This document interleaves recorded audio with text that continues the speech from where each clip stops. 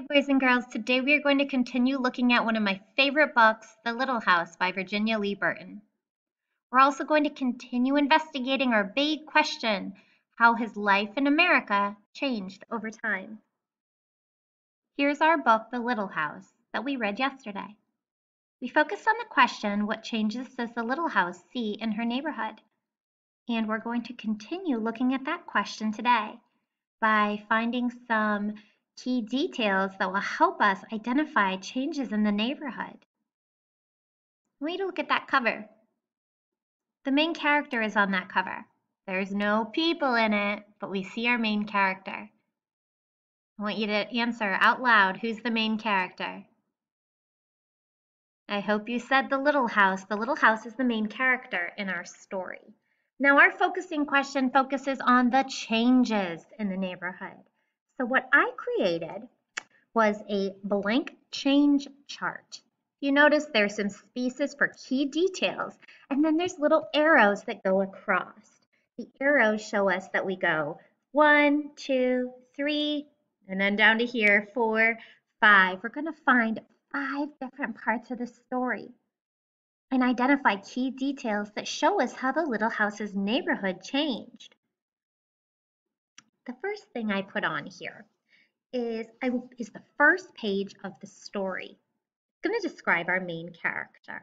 Once upon a time, there was a little house way out in the country.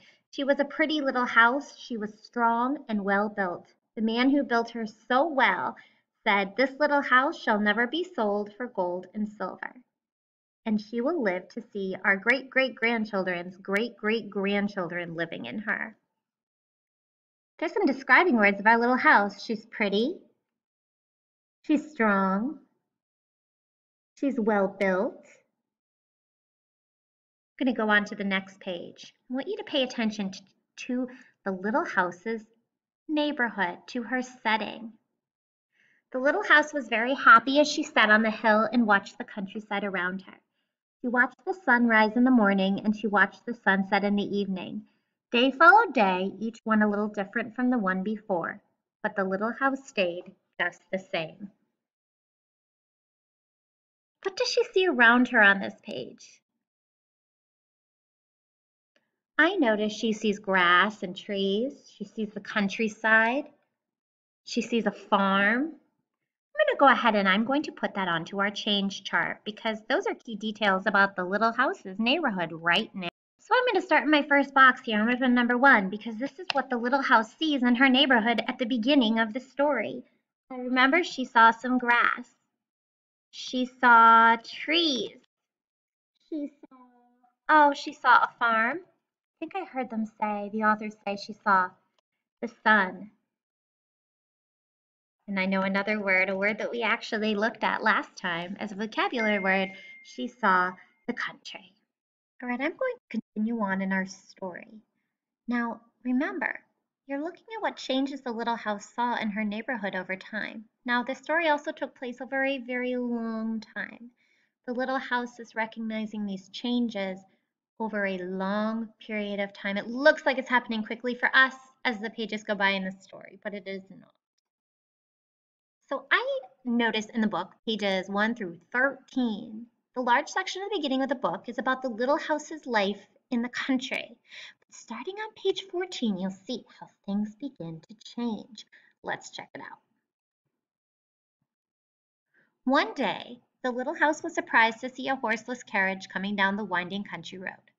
Pretty soon there were more of them on the road and fewer carriages pulled by horses.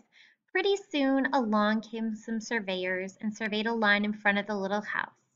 Pretty soon along came a steam shovel and dug a road through the hill covered with daisies. Then some trucks came and dumped big stones on the road, then some trucks with little stones, then some trucks with tar and sand, and finally a steamroller came and rolled it all smooth, and the road was done. Take a moment and notice in that picture what is changing. I see a road. I see some steam shovels. I see some trucks. That road's going to bring some even bigger changes. Let's read the next page. Now the little house watched the trucks and automobiles going back and forth to the city. Gasoline stations, roadside stands, and small houses followed the new road. Everyone and everything moved much faster now than before. What a difference. Look at that neighborhood. I think we need to add some of those changes to our change chart. I'm going to put the number 2 because this is our second box on our change chart that shows what the little house now sees. She sees a road. That's a big one. She sees cars. She sees trucks. I noticed on that second page I just read, there were so many more houses. And things moved. She said things moved really fast. Now, if you remember from the story, after this, there was a huge change in the Little House's neighborhood. I'm going to go to that part right now. Listen for what she sees. Wow. More roads were made, and the countryside was divided into lots. More houses and bigger houses, apartment houses and tenement houses, schools, stores, and garages spread over the land and crowded around the little house. No one wanted to live in her anymore and take care of her anymore. She couldn't be sold for gold or silver, so she just stayed there and watched. Take a look at that picture. Think of those words I just read. Let's add it to our change chart. I bet you noticed a lot of the same things I did. I noticed bigger houses. I noticed apartment buildings. I noticed everything was very crowded. I noticed she's not in the country anymore. I would describe that setting as a city. So I hope you remember from the story, things were changing and changing. And for a few pages around here, it's telling us about how the city is getting larger and larger. The little house is appearing smaller and smaller. An elevated train was built. A subway was built underneath her. And finally, we get to the point where she didn't recognize her old world at all. I'm going to go to that page in the story, and I want you to look at the setting here. Look at that. You can barely see her in it. She's right there. She looks sad. I like the story because on the cover she looks like she's smiling, but look, her windows are broken. Her color's gone. She looks really sad. Let's just use the illustration here to see if we can describe the neighborhood in this picture.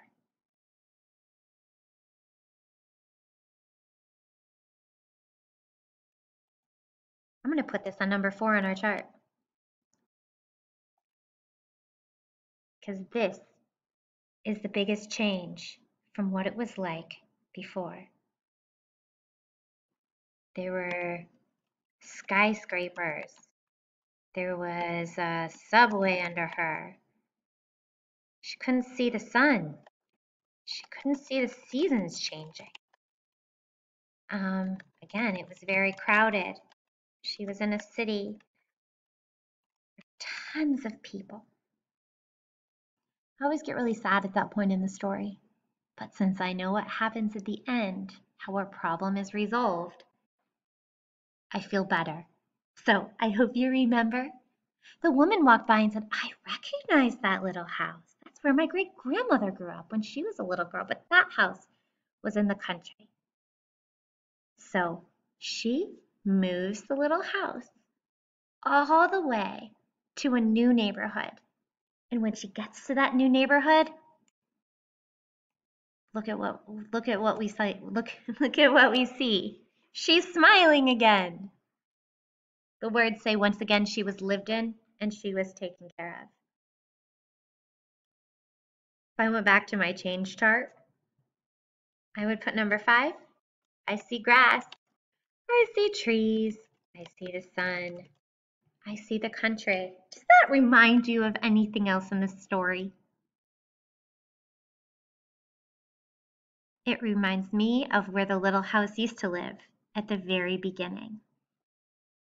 Let's take a look at this chart. First, she lived in a country with grass and trees and farm and sun. And then our neighborhood started to change. A road was built. Cars and trucks came in, more houses, and she said things moved really fast.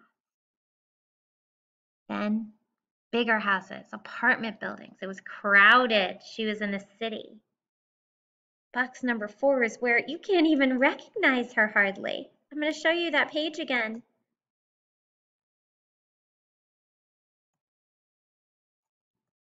The neighborhood had skyscrapers, a subway. There was no sun. She couldn't see the sky.